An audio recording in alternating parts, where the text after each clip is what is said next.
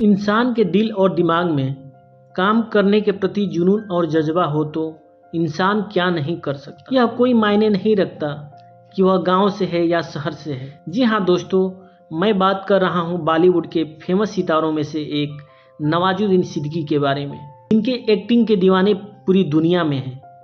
आज के वक्त में नवाजुद्दीन सिद्दीकी को हर कोई व्यक्ति जानता है और वो एक सफल व्यक्ति हैं, लेकिन हर सफल व्यक्ति के पीछे की जिंदगी बहुत ही मुश्किल और कठिनाइयों से भरी हुई होती है। नवाजुद्दीन सिद्दीकी की ज़िंदगी भी कोई आसान नहीं थी। उनके ज़िंदगी का कड़वा सच बहुत ही कम लोगों को पता होगा। कैसे उन्होंने ज़िंदगी के उतार चढ़ाव को पार करके अपने सपनों को पूरा किया और बॉलीवुड इंडस्ट्री के सुपरस्टार एक्टर बने, इस विषय पर हम बात करेंगे। नवाजुद्दीन सिद्दीकी का जन्म 19 मई 1974 को मुजफ्फरपुर के एक छोटे से गांव बुढ़ाना में हुआ था। उनके पिता एक किसान थे। 7 भाई और 3 बहनों में से सबसे बड़े नवाजुद्दीन सिद्दीकी थे। उनका बचपन मुजफ्फरपुर की गलियों में गुजरा।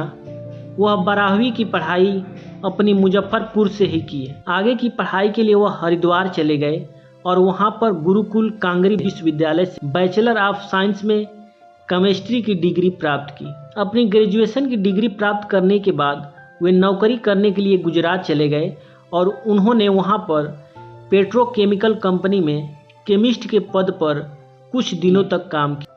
वहां वो काम तो करते थे, पर उस काम में उनका मन नहीं लगता था। उनको कुछ और ही करना था, जिससे कि वो पूरी दुनिया में फेमस और सब लोग उन्हें पहचाने। बचपन से उनकी रुचि एक्टिंग करने में थी, इसलिए उन्होंने अपनी ज़िंदगी का अहम फैसला लिया और एक्टिंग सीखने के लिए दिल्ली निकल पड़े।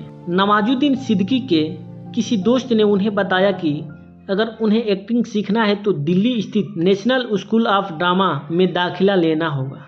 लेकिन उस स्कूल में दाखिला लेने के लिए पहले से कुछ एक्टिंग का एक्सपीरियंस होना जरूरी था, जो नवाज के पास नहीं था। इसलिए वह एक प्ले ग्रुप ज्वाइन किए, जहां से वो एक्टिंग का टैलेंट हासिल कर सके।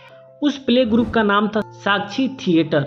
नवाजुद्दीन सिद्दीकी ने वहां पर मनोज बाजपेयी और सौरभ शुक्ला के साथ मिलकर काम किया। नवाज छोटे छोटे प्ले करने लगे, लेकिन उस प्ले से उनको उतने पैसे नहीं मिलते थे जिससे कि वो अपनी ज़रूरतों को पूरा कर सके। इसलिए उन्होंने दिल्ली के एक ऑफिस में वॉचमैन का काम किया। अपनी ड्यूटी खत्म करने के बाद वो एक्टिंग सीखते थे। उनके अंदर एक्टिंग सीखने का इतना जुनून था कि वो उसको पूरा करने के लिए कोई भी परेशानी झेलने के लिए तैयार रहते थे। बहुत सारे प्ले करने के बाद उन्होंने NSD में एडमिशन ले लिया।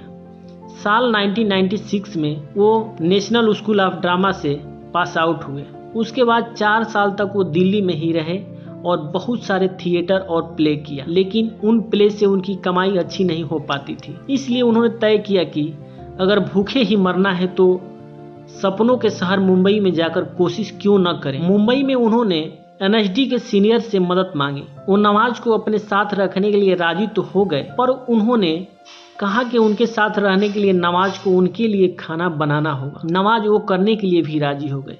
आखिर उन्हें अपने सपना जो पूरा करना था। शुरुआत में उन्होंने टीवी सीरियल में काम करने की कोशिश की।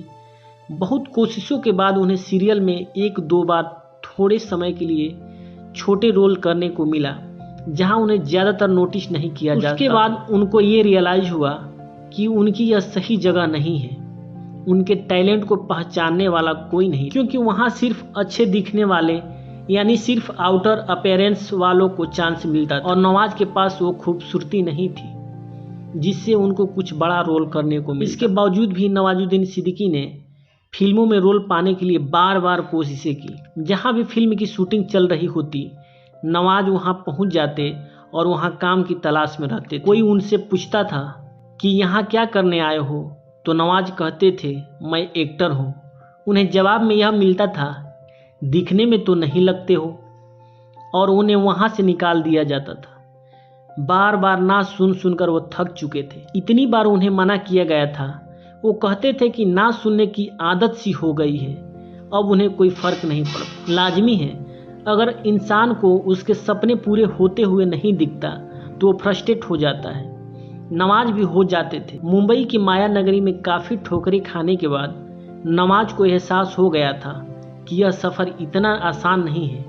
जितना वह सोचे थे। कई बार सोचते थे सब कुछ छोड़कर वापस अपने गांव, अपने माता पिता के पास चला जाऊं, लेकिन फिर यही सोचकर रुक जाते थे, वहां जाकर करेंगे क्या। उन्हें तो सिर्फ एक्टिंग करना ही अच्छा लगता है, उसके अलावा उन्हें किसी और काम में मन नहीं लगता। यही सोचकर वह रुक जाते, फिर से काम करने की तलाश में निकल पड़ते। साल 1999 में उन्हें आमिर खान की एक फिल्म सरफरोश में एक छोटा सा रोल मिला। उन्हें एक अपराधी की भूमिका करना था।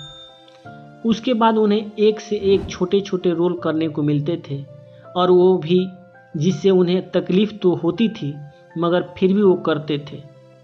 जैसे भिखारी का रोल, अपराधी का रोल, धोबी का रोल आदि प्रकार के रोल मिलते थे जिसमें उनको कोई पहचान नहीं मिल पाती थी। मुंबई में एक 4 साल छोटे रोल करने के बाद उन्हें एक बड़ा ब्रेक मिला। डायरेक्टर अनुराग कश्यप ने अपनी फिल्म ब्लैक फ्राइडे के लिए नवाज को चुना। वहां से नवाज की जिंदगी का टर्निंग पॉइंट शुरू हुआ। उसके बाद उन्हें आमिर खान प्रोडक्शन के पीपली लाइव मूवी में भी एक पत्रकार का रोल मिला, जिसकी वजह से नवाज मशहूर हुए और उन्हें बतौर एक्टर की पहचान मिली। धीरे धीरे डायरेक्टर और प्रोड्यूसर नवाज को अपनी फिल्मों के लिए साइन करने लगे और नवाज की एक्टिंग के दीवाने दुनिया में बढ़ने लगे। नवाज ने एक से एक हिट फिल्में इंडियन सिनेमा को दी और आज वो सिर्फ बॉलीवुड टाउन के ही नहीं बल्कि पूरी दुनिया के सुपरस्टार हीरो में से एक है। नवाज की संघर्ष भरी लाइफ से हमें बहुत सीख मिलती है। अपने सपनों को पाना है, अपने लक्ष्य को पूरा करना है तो कभी हार मत मानो, चाहे जितनी भी मुश्किलें का सामना क्यों न करना पड़े। बस उनसे लड़ते हुए आगे बढ़ते रहो। ऊपर वाला आपकी मेहनत देखता है और उसका फल भी देर से ही सही पर जरूर देता है। अपनी उम्मीद को कभी टूटने मत दो। अगर हम अपने सपनों को पूरा करने के लिए ठान लें तो दुनिया में कोई भी काम नामुमकिन नहीं। हमें उस काम में सफल होने से भी कोई नहीं रोक सकता है। यदि हमारा ये वीडियो आपको अच्छा लगा हो तो कमेंट के माध्यम से ज़रूर बताएं और ऐसे ही और वीडियो देखने के लिए हमारे चैनल को सब्सक्राइब करें। जय हिंद।